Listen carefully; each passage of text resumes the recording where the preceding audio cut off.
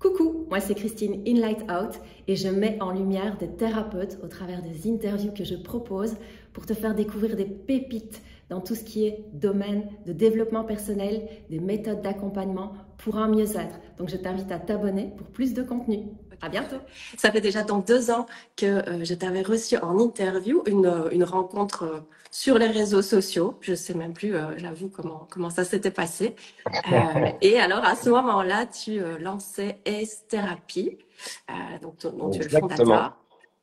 Et on va un petit peu revenir sur ce qui s'est passé pendant ces 2 ans, bien évidemment. Et puis aussi sur ce livre, évidemment, Fusion. Guide Fusion. simplicité et bien vivre son incarnation. Et donc, on va décortiquer un petit peu tout ça. Merci, tout fonctionne bien. Génial, magnifique. Guillaume, on va te laisser Oui. te présenter. Donc, tu es actuellement donc, fondateur, écrivain, animateur d'ateliers. Avant ça, tu étais prof d'EPS, d'éducation physique et sportive, je crois. Donc voilà, qu'est-ce qui t'a amené à Ace Therapy? Et puis ensuite, on enchaînera sur Fusion. Ace Therapy. Alors, c'est vrai qu'on avait déjà parlé dans la première interview il y a 2 ans du parcours justement qui m'avait amené à Ace Therapy. Alors, il y a pas mal de choses, des évidences déjà, des ressentis, des informations reçues, des perceptions, et puis aussi des événements de vie, des challenges de vie, notamment avec le suicide de mon papa, qui m'avait fait quand même poser beaucoup de questions, travailler sur moi. Et puis, oui, forcément, quand on se pose des questions, on a aussi des réponses. Et puis j'ai compris à terme qu'en fait, ces événements étaient un peu comme mes diplômes de passage pour pouvoir justement mettre tout ça en place. C'était un petit peu comme le diplôme de passage pour comprendre que je ne pouvais pas sauver tout le monde. J'avais quelque chose comme la cape du sauveur. Je m'en rendais pas forcément compte et je vivais plutôt bien. Mais quand il y a eu cet épisode avec mon père, dépression et puis suicide derrière, et puis d'autres événements de vie à côté, ça m'a vraiment amené à déposer cette cape de sauveur et à comprendre qu'en fait je pouvais accompagner les gens, mais j'étais pas là pour les sauver. Et si je ne déposais pas cette cape de sauveur, effectivement, je n'aurais pas pu faire tout ce que j'ai fait ici avec la même qualité, parce que sinon il y aurait eu beaucoup de mental, beaucoup de souffrance. Et l'accompagnement n'aurait pas pu être le même. Donc voilà, globalement, c'est vraiment les étapes qui m'ont amené à ça. Et puis après, ça a été relativement fluide et guidé. Donc ça a commencé effectivement avec Ace Therapy sur de l'accompagnement individuel, qui à la base était sur du conversationnel avec la technique de la déshypnose, du zéro mental, dont on avait beaucoup parlé sur le live il y a 2 ans. Et puis, en fait, à force de justement de faire des séances en conversationnel, je me rendais compte que le travail énergétique avec lequel je m'étais relié aussi et avec lequel je travaillais, c'était complètement intégré à tout ça. Et petit à petit, le rapport de conversationnel qui était peut-être à 80% puis 20% d'énergétique, c'est complètement inversé et pour aboutir finalement. Alors, ce qui est rigolo, c'est que ça s'est vraiment accentué et mis en place lorsque j'ai terminé l'écriture du livre. Donc l'écriture du livre Fusion, qui est finalement que j'ai terminé d'écrire il y a en octobre 2022. Après, il y a eu tout le processus pour le sortir, mais globalement, octobre 2022, il était écrit et il est sorti en octobre 2023, donc octobre de l'année dernière. Et donc, à partir du moment où le livre a été écrit dans sa globalité, ma pratique elle-même a commencé à changer et j'ai commencé à faire davantage, en début de séance, davantage de soins énergétiques sur 5-10 minutes avant de partir sur du conversationnel. Le truc, c'est que en faisant ce travail énergétique, je me suis rendu compte que les personnes avaient des ressentis et des visions. Donc, elles m'en faisaient part. Donc, à un moment donné, j'ai décidé de repousser ce travail énergétique et de repousser en tout cas le temps de conversationnel pour voir ce qui émergeait de tout ça. Et globalement, à partir du moment où la personne a déposé son mental et a déverrouillé aussi le système émotionnel qui parfois a un peu mis une carapace, toutes les personnes ressentaient des choses et voyaient des choses. Donc du coup, j'ai laissé faire comme ça. Et globalement, maintenant, la majorité des personnes que je reçois en séance, en présentiel, mais de plus en plus aussi, une grande majorité en visio, parce que je travaille aussi en visio, ont ces perceptions. Et c'est comme si leur conscience, finalement, allait se balader sur différents plans où elle va pas forcément d'habitude. Pour pouvoir justement guérir ce qui peut poser problème sur tous les plans de l'être humain. Donc ça peut être des souvenirs du passé qui rejaillissent, qui ont besoin d'être apaisées. Ça peut être des discussions d'âme à âme avec des personnes avec qui on a besoin d'apaiser des choses. Alors, ce qui est rigolo, c'est que sur ces discussions d'âme à âme, quand ça apparaît, souvent ça a des répercussions positives sur les personnes avec qui on a échangé. Voilà, les retours d'expérience en fait des personnes qui viennent me voir sont très intéressants à ce niveau-là, parce que justement ils me font part du fait que waouh, c'est dingue parce que sans que moi j'impulse quelque chose dans la matière, ça a changé. Ça a parfois même changé avant la séance, entre l'entretien téléphonique que je fais et la séance. Il y a des choses qui se mettent en place.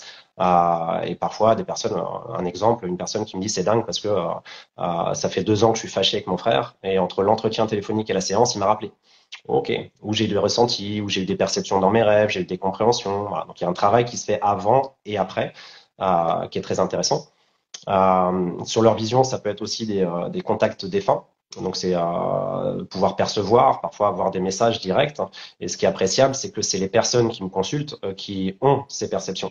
Ouais, c'est Ce ça. qui est différent d'un, voilà, j'en ai aussi bien évidemment, mais j'essaye de faire que ce soit la personne qui justement reçoit ça, parce que il y a une grosse différence entre on m'a dit que, Ça, on c'est m'a vrai. passé un message d'un défunt par exemple, ou moi j'ai Ouais. perçu et je suis rentré en contact avec le défunt, avec qui j'ai eu des infos, des prises de conscience. Et j'ai pu apaiser et moi et le défunt parfois, parce que les défunts parfois ne sont pas apaisés non plus. Donc voilà, ça peut être sur ce plan-là. Ça peut être sur des plans aussi transgénérationnels où on voit apparaître des mémoires qui ne sont pas forcément de la même époque, et puis sur des plans un peu karmiques, sous-entendu les autres vies que l'âme a vécues, qui a bien sûr enregistré aussi des choses très positives, mais des choses limitantes. Donc voilà, parfois il y a une émergence, souvent même une émergence de ces mémoires de vie antérieure, où il y a des compréhensions directes avec les blocages de cette vie-là. C'est tout l'intérêt aussi, hein, c'est de venir débloquer. C'est pas pour aller faire du tourisme Oui, c'est ça. dans le vie C'est antérieure. pas- Ouais, c'est de faire le Le but, lien c'est de avec les justement blocages bien. d'aujourd'hui. Ouais, le but, c'est de bien vivre son incarnation ici et maintenant. C'est pas d'aller nettoyer C'est toutes les ça, lignes, etc. c'est C'est exactement ça. ouais. Voilà. Et bah, parmi les, je me permets de t'interrompre parce que je vois qu'il y a des gens qui nous regardent en live. Peut-être que certains d'entre eux ont vécu une séance avec toi. Donc, vous pouvez nous écrire dans le chat peut-être les perceptions que vous avez eues. Bon, alors j'ai pas envie de trop la mettre en avant, mais je sais que ma fille a vécu une séance avec toi et de fait, elle a eu beaucoup de ressentis, clairaudience, clairvoyance, etc. Donc, voilà. Et c'est sûr que pour des personnes qui, comme moi, ont tendance à se dire, oui, mais si je reçois le message par le thérapeute, ben oui, ok, c'est gentil, mais il y a toujours Ouais, mon petit mental qui va me dire, ouais, mais bon, hein, voilà. mais c'est Ben là, c'est ça. clair que ça change tout. Ouais, ça émerge directement dans le système, donc c'est chouette. Puis ça continue après. Donc Mm. ça travaille hors conscience, c'est ça qui est intéressant. Je crois que je te l'avais déjà dit, mais moi je suis né un 1er mai, la fête du travail. Moi, le Donc voilà, 3. je délègue à mon âme. Ah oui, toi le 3, c'est vrai. Ah oui, on en avait parlé. Donc je délègue à mon âme, c'est bien, il bosse. Moi, je suis en train de faire autre chose et ça travaille quand même avec mes consultants. Donc c'est très chouette. Et ça, justement, c'est le retour de mes consultants au départ et puis après séance qui me permet aussi de visualiser les effets que ça a et l'impact. Donc c'est chouette. Ouais. Mm, Il y a mm, Joël qui nous dit, j'aime beaucoup l'idée du tourisme dans d'autres vies. Je n'ai pas vécu de séance, mais ça donne envie. Ben voilà, hop, vous pourrez contacter directement Guillaume par la suite. avec plaisir. Bon, on a vu l'évolution de tes séances ACE Therapy, âme, corps, esprit. On va maintenant passer au livre, ça te dit? Ou tu Ouais, as encore quelque chose à rajouter? peut-être juste faire un point Ouais. justement sur ce âme corps esprit et puis sur parce que les thérapies c'est vraiment le départ de tout ça et derrière ça s'est transformé en maintenant ACE Academy et le ACE âme corps esprit s'est transformé aussi maintenant en amour conscience émerveillement à partir du principe que les personnes donc avec qui je travaille viennent aussi pour gagner toujours plus en amour, en conscience et en émerveillement. Et je crois que quand on a ce triptyque, on vit plutôt bien son incarnation. Ouais. Donc ça s'est transformé comme ça et ça s'est divisé en 3 pans majeurs qui sont donc ACE Thérapie dont on a parlé, mais aussi ACE Formation puisque je propose des stages, des ateliers, des conférences, et puis ACE Édition avec la naissance du livre Fusion justement en octobre dernier. Voilà, donc ça de ACE Thérapie, ça s'est transformé en ACE Academy avec 3 pans majeurs et peut-être d'autres choses à venir. Donc voilà pour la présentation. Et donc oui, on peut partir sur le livre avec grand plaisir. Voilà. Et peut-être pour la prochaine fois, troisième interview sur l'évolution de tout ça. Ouais. Alors justement, fusion, avant de partir sur le titre, déjà, qu'est-ce qui t'a donné l'idée d'écrire un livre? Alors l'idée d'écrire un livre, alors ça n'a jamais été un objectif pour moi. Hein. J'ai jamais eu l'ambition d'écrire un livre. C'est pas un truc qui m'a parlé. C'est venu dans un rêve en fait. C'est venu dans un rêve peut-être un an avant le début de l'écriture. J'ai reçu ce message dans un rêve qui était très clair en mode ouais, bah, tu vas écrire un livre. Ok, tu vas écrire un livre et le but de ce livre c'est d'aider les personnes à être de plus en plus en présence dans leur vie, à être acteurs de leur vie et de démystifier un petit peu, de rendre accessible, simple des notions qui parfois sont difficiles d'accès parce que réservées à des initiés ou parce qu'avec des termes parfois un peu compliqués si on n'a pas commencé à rentrer dans le sujet. Je me souviens que je me suis levé cette nuit, j'ai pris un calepin et sous le calepin il y avait le livre Le pouvoir du moment présent et ça me confirmait que l'idée c'était de permettre aux gens justement de revenir à la présence ici dans l'incarnation maintenant. Voilà. Et après ça, j'ai mis de côté parce qu'il y a mon mental qui est revenu, qui m'a dit attends, là tu commences juste à faire ta reconversion, ouais, ça fait déjà pas mal de choses qui se mettent en place, passer de suite à hauteur, etc. Est-ce que c'est pas trop tôt? Voilà. Donc j'ai mis ça de côté vraiment. Et puis ce qui est rigolo, c'est qu'il y a des gens qui sont venus en séance et qui ont perçu ça. Et en gros, au travers de leur séance, ils avaient des petites infos en me disant ah, on me dit que tu vas écrire un livre. Donc ça me confirmait, c'était assez drôle. Et puis à un moment donné, j'ai senti que c'était le moment. Et puis tout se synchronisait bien pour que je puisse me poser justement sur l'écriture. Et puis ça a été très vite en fait, en l'espace de 3 mois, le livre était écrit. Voilà, avec en plus des séances, avec parfois ma fille, ouais c'est ça, ouais, 250 pages. Et ça a été très fluide en fait. La structure du livre est apparue très rapidement et ça s'est fait. Donc voilà, j'ai eu un espace-temps vraiment de 15 jours où il y a eu une grosse production parce que je n'ai fait que ça. J'étais seul avec moi-même et je passais mon temps à écrire. Quand j'écrivais pas, je méditais et puis je retournais à l'écriture. Je me réveillais en pleine nuit parce que l'arborescence recommençait. J'écrivais. Voilà. Il y a vraiment eu 15 jours où le truc s'est posé. Et puis après, ça s'est parsemé sur d'autres étapes comme ça. Sur 2 mois et demi, 3 mois. Et donc, octobre 2022, le livre était écrit. Et puis après, c'était l'idée de savoir comment, justement, ça allait sortir. Est-ce que je vais passer par une maison d'édition? Est-ce que ça aurait été de l'auto-édition? Et justement, il y a des choses qui se sont mises en place pour que ce soit fluide pour moi.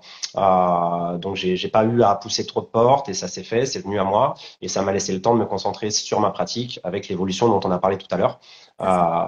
Des perceptions chez les gens, quoi. Donc c'est comme si il fallait poser ce livre, ces bases, pour ensuite passer sur d'autres perceptions, plutôt pour moi et mon accompagnement, et puis après pour pouvoir aussi l'enseigner, parce que ça allait encore plus loin, comme si le livre c'était vraiment les bases, qui peut donner justement une arborescence après parce qu'on part de la structure et puis on peut aller s'intéresser à tel sujet parce que ça résonne plus chez nous et que derrière moi j'ouvrais à autre chose pour mieux le comprendre et mieux l'enseigner aussi. Ouais. Et alors le titre, il vient d'où? Fusion, c'était c'était assez rigolo parce que je l'avais le titre avant même d'avoir commencé l'écriture du livre et avant même peut-être d'avoir décidé de l'écrire. C'est-à-dire j'avais déjà eu les infos, c'était en juillet. En juillet, donc j'ai commencé l'écriture en août et ça c'était un mois avant peut-être. Et donc si on repart au moment où je suis dans l'écriture, j'ai commencé l'écriture et puis j'ai une amie au téléphone, on discute, une amie qui est très connectée aussi. Et puis elle me dit génial, ça vibre bien, ton livre ça va être génial, etc. Et puis elle me dit j'ai une info qui m'arrive, je te la donne, tu vas trouver ton titre aux 3/4 de ton livre, aux 3/4 de l'écriture. Donc je lui dis je suis pas aux 3/4 de l'écriture, donc c'est pas pour maintenant. Et puis on discute, je raccroche un petit bout de chocolat, je me remets à l'écriture en plein soleil, c'était chouette. Et puis là j'ai le flashback qui me vient d'un moment en fait 1 mois avant où j'étais dans un bar de plage avec une amie et il y a un monsieur qui est arrivé, un homme qui est arrivé et qui a voulu nous faire déguster un cognac arrangé d'une production familiale Charente-Maritime. Et je sais pas pourquoi, parce que c'est pas dans mes habitudes de prendre des bouteilles d'alcool en photo. Ne nous Là, regarde j'ai pas. j'ai- j'ai eu cette envie en fait de prendre cette bouteille en photo. Je lui ai demandé, je peux prendre la bouteille en photo? Et je dis à mon ami, je sais pas pourquoi, mais c'est comme si ça me disait, faut que tu retiennes ce mot, t'en auras besoin. Voilà. Bon, après ça, j'ai complètement zappé hein, l'idée de cette bouteille. Et puis, bon, quand je me remets à l'écriture en août, je me rassois et j'ai cette image en fait de ce moment avec fusion. Et D'accord. là, de fusion part toute l'arborescence et Ouais. l'explication de pourquoi fusion. Et je dis, ah, ok, en fait, j'ai le titre de mon livre maintenant. Donc, je rappelle mon ami et, et je lui dis, en fait, j'ai mon livre, mais tu avais raison, c'est bien aux trois quarts, parce que je suis pas aux trois quarts du contenu Ouais. du livre, mais je suis aux trois quarts de la structure. D'accord. Et donc, c'était exactement ça. Voilà. Et donc, fusion, pourquoi fusion? J'en parle un peu dans le livre, Oui, mais c'est que allons-y. tout est une histoire de fusion, finalement. Mm. Voilà. La première fusion, c'est quand notre conscience, qui s'est détachée du tout, arrive et qu'elle s'incarne dans le corps, bah, elle fusionne avec le corps. À tel point que très rapidement, on oublie qu'on est la conscience et qu'en amont même, on est le tout, et on s'apparente directement au corps, à nos pensées, etc. Pour ceux qui n'ont pas abordé cette notion, c'est peut-être un peu compliqué à comprendre. J'en parle dans le livre justement pour le rendre accessible. Mais la première fusion, elle est là. Ce qu'on est profondément, notre essence véritable, en fait, elle vient fusionner avec l'avatar, avec le personnage, le corps, l'esprit, à tel point qu'on s'illusionne et qu'on s'identifie pleinement à lui. Et c'est là que les Mm, souffrances mm, peuvent mm. commencer. Ça, c'est une première sorte de fusion. La deuxième fusion, c'est ce qu'on fait tous les jours, c'est-à-dire qu'on fusionne en permanence avec ce avec quoi on est en contact, que ce soit de la nourriture, que ce soit des boissons, que ce soit des gens, que ce soit des lieux, que ce soit de la musique. Voilà, c'est une danse permanente d'énergie et en fait, on fusionne en permanence avec ça. C'est le principe de l'empathie. Hein. On a la capacité à ressentir ce que ressent l'autre pleinement, mais dans notre corps. Donc on fusionne avec l'énergie de l'autre. Il y a juste à faire le test de vous êtes à un moment où vous êtes super bien et puis vous sortez, il pleut, vous allez dans un supermarché et vous faites vos courses, vous ressortez en général, vous n'avez pas la même énergie. Mhm. Qu'est-ce qui s'est passé? C'est vrai. Il y a eu des échanges avec plein d'autres personnes et si vous n'avez pas appris justement à travailler sur vos énergies pour pas que ça ait un impact sur vous, bah, globalement vous ressortez de là, il y a déjà quelque chose qui est impulsé dans votre sensation, dans vos perceptions de comment vous vous ressentez, quoi, voilà, dans vos émotions. D'où Donc, l'intérêt donc de ça, c'est une autre- faire des coupures Pardon? énergétiques. J'ai d'où l'intérêt de faire des coupures énergétiques régulièrement. Exactement. Ouais, c'est ça, bah, de comprendre. C'est le but du livre, c'est de comprendre comment tout ça marche, que ce soit, on en parlera tout à l'heure, mais les règles du jeu, mais aussi le fonctionnement de notre personnage, avec toutes les fonctions. Et effectivement, on a un corps physique, bien sûr, mais on a des corps énergétiques. Donc, c'est intéressant de voir justement comment on peut préserver son énergie vitale, Ouais. et puis l'amplifier aussi et travailler avec. Donc voilà. Et puis, il y a l'autre fusion dont je parle dans le livre, c'est la fusion quand on sort du jeu, finalement. On refusionne avec le tout. Cette sensation d'omniscience, d'omniprésence dont on peut nous faire part lors de transe ou de méditation, mais aussi de mort imminente. À toutes les personnes qui ont fait des morts imminentes, il y a quand même un gros fil rouge là-dessus où il y a cette notion d'omniscience, l'impression d'avoir accès à toute forme de Mhm. connaissance, d'omniprésence. Ces personnes qui étaient en arrêt cardiaque, par exemple, et puis déclarés morts et qui reviennent à eux, qui sont capables de raconter trois scènes différentes dans trois lieux différents au même moment. Voilà, c'est quelque chose qui a questionné énormément les médecins et voilà, il y a des gens qui ont fait des études là-dessus, qui ont poursuivi pour mieux comprendre ce qui se passe là. Donc cette sensation d'omniscience, d'omniprésence, quand on quitte la partie, finalement, c'est ce qu'on va retoucher à la fin. Voilà. Donc c'est Attends, encore une autre sorte de fusion. Voilà. on va y Voilà. venir. Donc, Il y a déjà Sublime à lire. Merci Virginie. Il y a, il y a Géraldine qui nous disait, et la photo était-elle aux trois quarts de la bouteille? et la photo était-elle aux trois quarts? Non, c'était une J'y avais dégustation. pensé, je ne sais pas pourquoi. C'était une dégustation. Voilà. Donc c'était un petit shot, voilà. Très bon d'ailleurs. Donc ça s'appelle Fusion, vous avez le nom. Ah ben voilà. Et après, je ne connais pas ces gens, mais c'était très sympathique. L'homme était très sympathique en tout cas. Alors, c'est ce que j'ai bien aimé, qu'on retrouve pas mal d'acronymes justement tout au long du livre, dont fusion, hein, fusionner avec l'unité via le silence intérieur pour toucher l'omniprésence du nous. Et puis, il y en a plein d'autres comme ça. Et donc, c'est chouette parce que c'est de façon mnémotechnique de retenir et d'avancer petit pas à pas. Donc, on peut régulièrement retourner et regarder un petit peu en ayant le résumé des phrases que tu proposes, Ouais. aimer, pas cap de passer le cap, etc. Mais justement, parce que tu as déjà parlé de l'avatar, des règles du jeu, etc. Mais on n'a pas spécialement dit ce qu'il y avait dans le livre. Qu'est-ce qu'on va pouvoir y retrouver? Et donc, quel Mhm. parallèle fais-tu justement Alors, entre cet avatar le, et le, la partie du jeu, etc. ouais, cette métaphore de l'avatar, elle est vraiment là pour qu'on puisse conscientiser davantage ce qu'on fait ici. Et le but du livre, donc, c'était effectivement. D'ailleurs, j'ai pris un petit thé. Je me coupe moi-même, mais en gros, ça dit, il y a un petit message dessus. C'est en anglais. C'est apprécier la vie qui vous a été donnée. Et finalement, l'essence du livre, elle est là, elle est pour réveiller ce côté.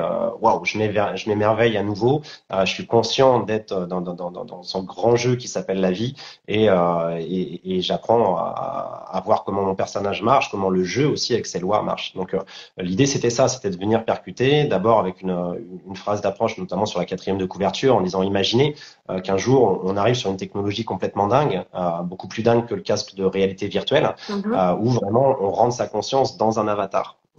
Et là, une fois qu'on a rentré sa conscience dans cet avatar, on est capable de se mouvoir.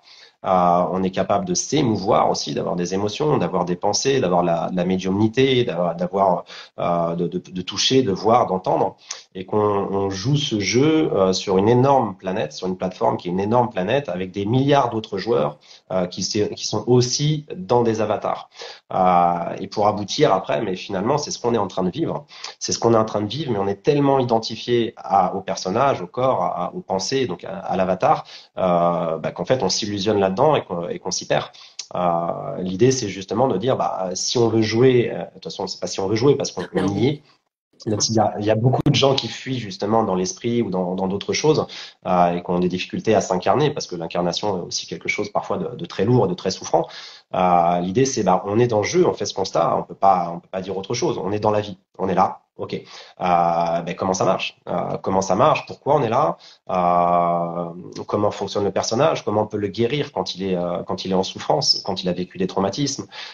Quel genre de challenge justement on va rencontrer dans le jeu pour passer des niveaux et apprendre. Voilà, donc le livre a été structuré autour de ça. C'est questionner le but. Ok, on fait le constat qu'on est dans le grand jeu de la vie.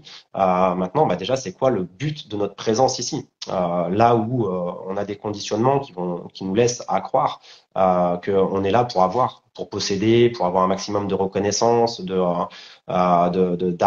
de biens, etc., etc. Alors, je dis pas que c'est mal de posséder, pas du tout. C'est le rapport à la possession qui peut être problématique. Par contre, c'est pas le but ultime. Et parce que, en gros, si on fait le schéma de l'univers, là, on a l'univers qui est ici, on a le grand tout.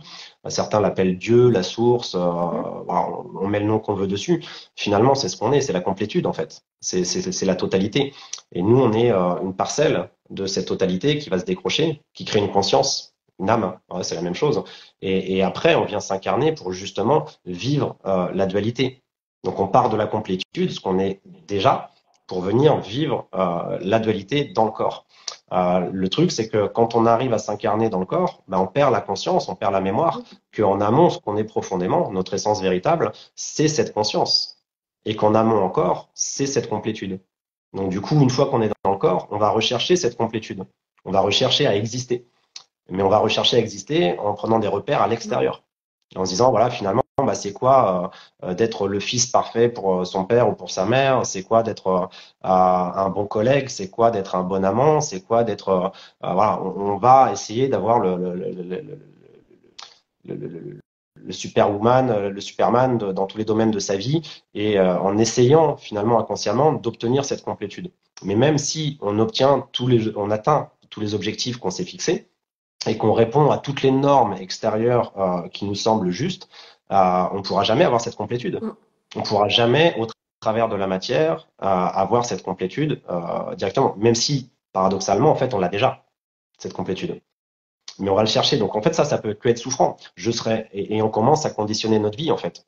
On se dit, bah, je serai heureux quand j'aurai atteint ci, quand j'aurai atteint ça, quand les autres autour me diront que je suis une bonne personne, quand tous les gens autour de moi seront heureux. Voilà, on conditionne vraiment un maximum. Et à la fin de la partie, on se dit, waouh, en fait, j'ai pas été super épanoui, j'ai pas été, bah ouais, parce que en fait, on a mis trop de conditions. C'est ça. Donc Trop de cases voilà. à cocher. Ouais. Donc c'est déjà re-questionner ce but et se dire bah du coup si c'est pas ça le but, si c'est pas d'exister aux yeux de la société tel que la société semble nous le dire ou lutter contre, hein, ça peut être ça aussi parce que des fois on va se construire à l'inverse des normes, mais finalement c'est toujours en relation et en rapport à cette norme. Donc l'idée, c'est de se dire, mais finalement, c'est quoi le but d'être ici? Et donc j'ai posé, selon moi, ce qui est le but de notre incarnation, qui est en rapport direct, bien sûr, avec le but de notre âme, hein, de cette conscience, qui elle va vivre plusieurs parties. Elle va pas vivre que cette partie-là d'incarnation dans le personnage dans lequel on est actuellement. Il y a ici présent là, il y a d'autres vies à côté. Donc cette âme, déjà, cette conscience, elle a un but qui va être d'apprendre dans la matière pour mieux se connaître, pour mieux connaître la complétude. Et donc, elle va tout tester, cette conscience, elle va tout tester sur les différentes polarités. La polarité dite négative et dite positive, là, qui finalement est la polarité de la peur et la polarité de l'amour. Tu prends par exemple le mensonge et la vérité, c'est la même chose.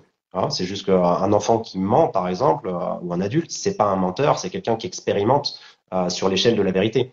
Et à un moment donné, il va se positionner parce que ça va créer des souffrances. Ça va créer de la culpabilité, il va voir que ça fait du mal aux autres, ça va lui créer des problèmes, et petit à petit, on régule. Voilà. Donc en fait, on va venir tout tester dans les deux polarités pour se positionner vers, si possible, vers la polarité de l'amour. Voilà. Donc ça, c'est le but de l'âme. Ok, une fois qu'on a ça, c'est quoi le but de l'incarnation dans un corps? C'est d'être au service justement de cette découverte et de cette expérimentation de l'âme pour découvrir la polarité de l'amour et donc atteindre cette forme de complétude. Et donc du coup, moi, je l'ai déterminé, on est là pour évoluer, parce qu'on est des êtres évolutifs, vers un être libre. Donc libre de tous les conditionnements, c'est ça, hein, le but aussi, c'est de déconditionner pour se dire, ok, mais moi, comment j'ai envie de jouer ma partie? C'est moi qui ai la commande. Je vais me déconditionner du fait que j'attende que les autres me disent si je suis quelqu'un de bien. Parce que si je fais ça, je leur donne la télécommande et quand tout le monde est d'accord, ils appuient sur le bouton et ok, c'est bon, tu peux être heureux. Ça n'arrivera jamais. Donc me déconditionner de tout ça pour justement être libre de pouvoir jouer ma partie comme moi je l'entends, avec mes aspirations, avec mon appel intérieur. Et puis conscient, donc évoluer vers un être libre et conscient, conscient du jeu, des règles universelles, conscient de ses facultés, voilà, conscient de tout ça pour exploiter son potentiel, toutes ses facultés, parce qu'on a quand même un avatar avec des facultés complètement dingues qui restent encore à découvrir peut-être pour certaines d'entre elles. Et l'idée, c'est comme si c'était en dormance un peu à l'intérieur de nous et d'aller justement réussir à se connecter à ça et pour pouvoir utiliser pleinement son avatar. On le voit avec les téléphones, par exemple. Les téléphones, je pense pas qu'on utilise 5% des applications ou tu vois, même on est carrément en deçà. Bah, pareil avec notre système. Il y a plein de choses auxquelles on peut se reconnecter et voilà. Donc on est là pour évoluer et exploiter ces facultés, à mon sens, pour les mettre au service de l'amour de soi et de toute chose. Voilà. Donc moi je l'ai déterminé comme ça. En tout cas, c'est ce qui me parle. Évoluer vers un être libre et conscient qui exploite ses facultés et les met au service de l'amour. Ouais. Voilà. Et à partir de là, bah, je me suis demandé, bon, c'est apparu, quels sont les moyens d'atteindre ce but finalement, et le décomposer en 5 moyens qui vont ensemble, hein, bien entendu, et qui sont connaître les règles du jeu déjà. Si t'es dans un jeu, c'est quoi les règles? Pas forcément les règles que l'être humain a posées, hein, mais les règles universelles, dont la première est tout part de l'esprit. Voilà. Donc on est créateur de notre réalité, même s'il y a des choses sur lesquelles on n'a pas on ne peut pas agir, bien sûr, parce qu'on est co-créateur, parce qu'il y a des choses qui se synchronisent sur un autre plan. Mais globalement, la seule chose qu'on puisse faire, c'est qu'est-ce que nous on crée, qu'est-ce qu'on pense, qu'est-ce qu'on dit, qu'est-ce qu'on ressent, qu'est-ce qu'on fait dans la matière. Donc, c'est de revenir à ça pour justement prendre conscience de son propre pouvoir et reprendre la commande, tout en sachant qu'il y a des choses qu'on ne maîtrise pas. Donc partir sur ces règles du jeu, savoir aussi prendre conscience de ce dont on parlait tout à l'heure, que finalement ce qu'on est en amont du personnage, c'est la conscience. c'est l'âme. Et qu'en amont de ça, on est même la complétude, au final. Quand on prend conscience de ça via la méditation, par exemple, il n'y a pas besoin de prendre conscience de ça tous les jours dans sa vie, hein. Une fois, à un moment donné, recadre tout. Parce on sait qu'en fait, on est au-delà de ça. Et on peut aller observer. Si on parle juste des pensées, par exemple, on s'apparente régulièrement à nos pensées. On en a 60 000 par jour. Ça va dans tous les sens. Mais si on se questionne un peu, on se dit, est-ce que c'est moi qui pense? On a tendance à dire oui. Sauf qu'au final, si c'est nous qui pensions et qui étions vraiment aux commandes de ces facultés de penser, on serait capable de stopper la pensée pendant 2 jours. Ce qui est pas jouable, sauf méditant, expérimenté et encore. Parce que quand tu réalises que t'as pas de pensée, tu es déjà en train d'avoir une pensée que t'as pas de pensée. Donc c'est en train de se faire. Les scientifiques ont même montré que la pensée arrivait quelque chose comme 0,5 secondes avant que nous on la capte. Donc c'est vraiment un processus qui se fait et nous ce qu'on peut faire c'est l'orienter en fait. On peut l'orienter au lieu de la subir. Donc voilà, autant aller apprendre ça. Mais quand on se rend compte que justement on pensait être les pensées et donc quand on a une pensée négative, et ben ça nous crée un ressenti négatif et c'est une boucle comme ça. Quand on se rend compte que finalement c'est juste un processus et qu'on peut les orienter et changer les mécanismes de pensée, parce que les connexions neuronales changent hein, quand on travaille sur notre façon de penser. Et donc, du coup, on a une façon de penser qui est beaucoup plus positive quand on travaille dessus, au lieu de le subir. Mais quand on observe ça et qu'on se rend compte qu'on n'est pas les pensées, bah, on voit qu'en fait, on est en amont de ça. Et si on le fait avec tout le reste, les émotions, les sensations, notre histoire, nos réussites, nos échecs, notre famille, etc., bah, on se rend compte qu'en fait, on existe au-delà de ça. Voilà. Donc, on va pas aller peut-être plus loin ici parce que Ouais, sinon, on va non, non, passer c'est toute pas le l'inter- but. toute l'interview là-dessus. Mais voilà, mais C'est moi globalement, qui vais reprendre la télécommande là. c'est un des moyens. Hop. Ouais, super, vas-y. Avec plaisir. Donc justement, vous allez pouvoir retrouver pas seulement de la compréhension de votre incarnation, mais aussi voilà, des exercices. C'est ludique, c'est super fun à lire, c'est fluide. Donc voilà, je ne peux que vous conseiller. Et de toute façon, vous allez pouvoir gagner un exemplaire. Je vais préciser les conditions de participation du concours. Elles ne sont pas très compliquées. Ce sera simplement être abonné à Guillaume et à moi. Et puis inviter quelqu'un dans les commentaires avec fusion. Et puis vous invitez une personne, une participation, une invitation. Autant de chances de participer donc, et de gagner ce livre. Alors, on va terminer parce que là, il y a déjà une demi-heure qui s'est écoulée. Il y avait une phrase sur la couverture du livre. Et là, je me suis dit, voilà, voilà Guillaume, qu'est-ce qui s'est passé? Il Et lui donc, arrive. je vais quand même la lire. Si vous n'aviez qu'un seul livre de développement personnel à lire, ce serait sans doute celui que vous tenez entre vos mains. Alors, tu m'as dit, il y a une triple lecture, voire quadruple lecture Ouais. par rapport à cette phrase. Donc, non, Guillaume n'a pas pris le melon. On m'a appelé, hein. J'ai une femme qui m'a appelé, qui m'a dit, mais ton livre, il est génial, mais il y a un seul truc. Il y a un seul truc. Cette phrase sur ton livre, elle fait tâche. C'est pas toi, ça manque d'humilité. Tu peux pas me dire que c'est toi qui l'as écrite, c'est pas possible. Ok, on y reviendra sur cette discussion. Mais effectivement, en fait, cette phrase, j'étais pas à l'aise avec. Et à la base, en fait, c'était plutôt dans tout le processus de mise en page. Je travaillais avec une femme géniale sur la mise en page, la couverture. On a vraiment fait un travail en binôme, en équipe. Florence Collet, elle s'appelle. Et voilà, elle a fait un travail génialissime sur le livre pour qu'il soit confortable aussi dans la mise en page, mais aussi sur les couvertures, etc. Et elle me dit, voilà, ce qui serait bien, elle me dit, je sais plus, c'est peut-être moi d'ailleurs qui lui avait dit, c'est que ce serait pas mal d'avoir peut-être une phrase de quelqu'un avec de la notoriété, voilà, qui ferait un petit peu un appel. Et elle me dit, ben moi j'ai eu une phrase, on va la poser là, mais c'est juste en attente pour qu'on voit un petit peu sur la couverture. J'ai une phrase qui m'est venue parce que vraiment, bon, déjà elle me parle, mais elle m'est venue, on va la mettre là, puis on met entre guillemets, puis on verra dans le processus parce que là on va avancer sur le reste. Et donc cette phrase, effectivement, déjà, elle a une triple lecture de premier abord, et après j'en ai eu une quatrième qui m'expliquait pourquoi. Et sauf que quand le livre est sorti, j'étais toujours pas à l'aise avec cette phrase parce que on n'a pas eu l'occasion de trouver quelqu'un de notoriété, voilà, on avait autre chose à faire et ça s'est pas présenté. Et du coup, cette phrase, par contre, était toujours sur le livre. Et je me suis dit, mais pourquoi elle est toujours sur le livre? J'ai pris conscience depuis un moment que les choses sont ce qu'elles sont et si c'est là, c'est qu'il y a une raison. Et je me disais bon, pourquoi je suis pas à l'aise avec ça? Je vais un peu chercher mes réponses. La première, les trois lectures qu'il peut y avoir, c'est effectivement cette lecture que cette femme a eue de dire waouh, Guillaume, il a pris le boulard, il a pris le melon, il est en train de dire que son livre c'est le meilleur des livres de développement personnel, n'importe quoi, etc. La deuxième lecture, elle est plus en mode, ben là, ce qui est présenté, c'est une sorte de mode d'emploi du jeu, l'incarnation. Donc, si tu fais un jeu et que tu n'as l'occasion de lire qu'un livre, bah, l'idée, c'est quand même de lire les règles, la notice du jeu, le mode d'emploi. Donc c'était dans ce sens-là aussi. Et la troisième lecture, c'est le livre finalement qui est le meilleur pour vous, c'est celui que vous avez entre les mains. Sous-entendu, vous êtes guidé vers les lectures qui vont vous permettre d'avancer sur votre chemin.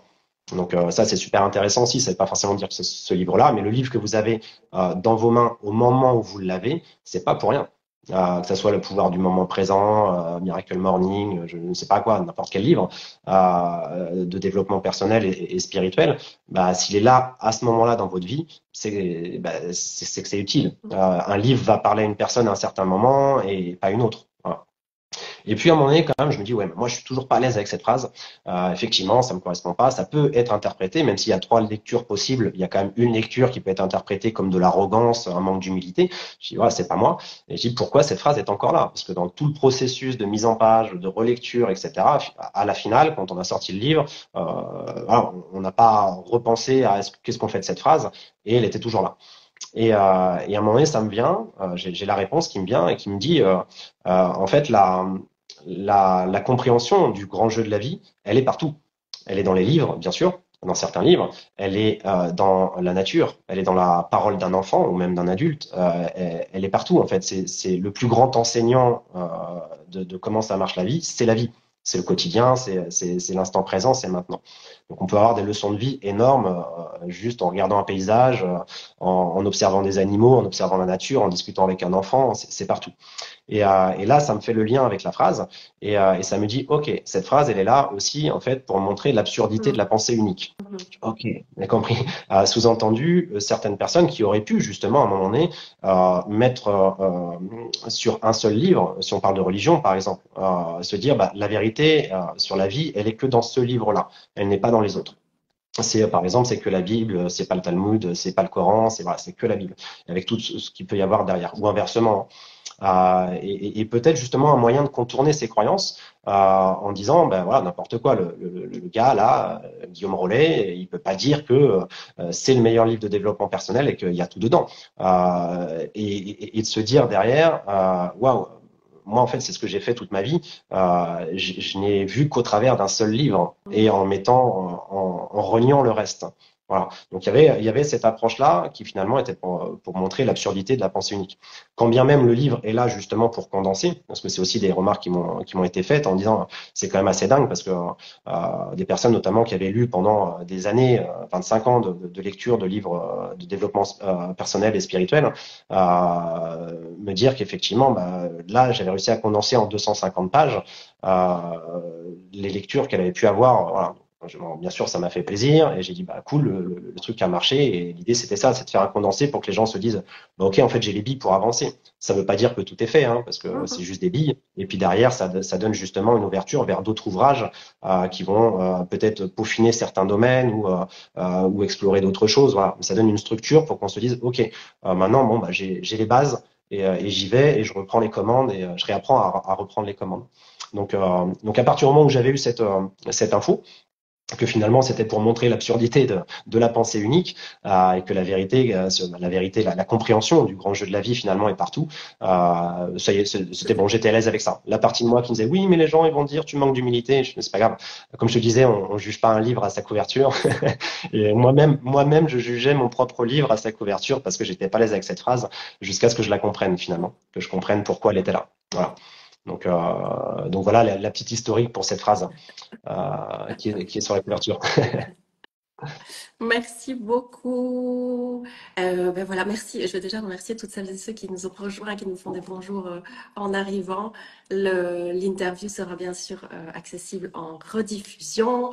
Je vais la poster sur Facebook et sur YouTube également. Et puis voilà, pour les gens qui souhaitent en savoir plus, au-dessus de la vidéo, il y aura ton site internet, donc c'est s-thérapie.com.